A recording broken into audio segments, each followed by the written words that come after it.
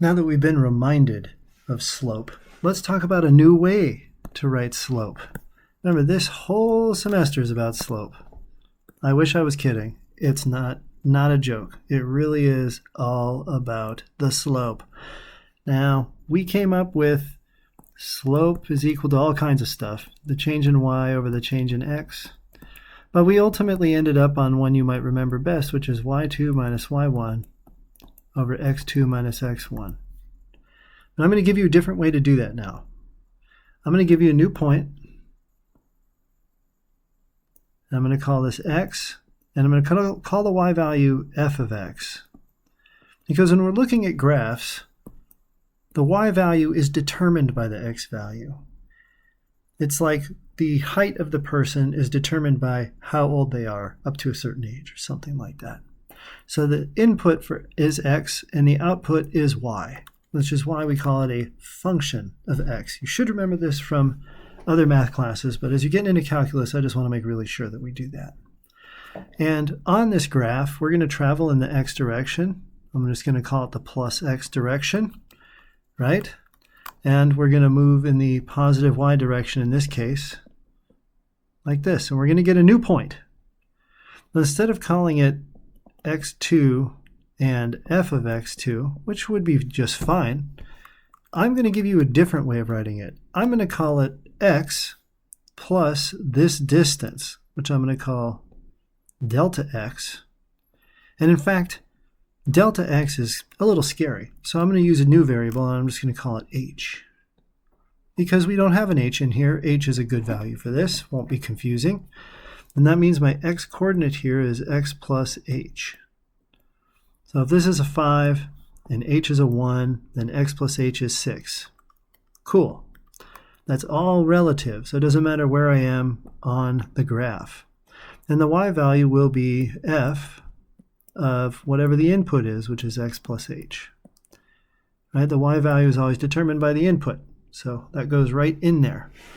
And that would be this height here, right? F of x plus h minus, this is the change in the function of f, right?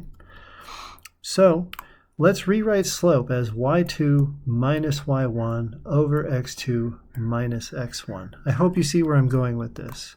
So what now I'll say, and I'm going to write it in normal ink again, that slope is equal to f of x plus h minus f of x divided by x2, which we know as x plus h, minus x1, which of course is regular x. So first things first, you're going to see that these cancel, and you're just going to end up with an h on the bottom. And this is actually basically the formal definition of what we call derivative. And that's a funny calculus term for slope. So we're going to say f of x plus h minus f of x, I don't know why I wrote an h there, over h. And what's really funny is that allows us to bring these points closer together. Like, what if I wanted to climb up the chain and just have one point right next to the other? This h value here is going to become smaller and smaller.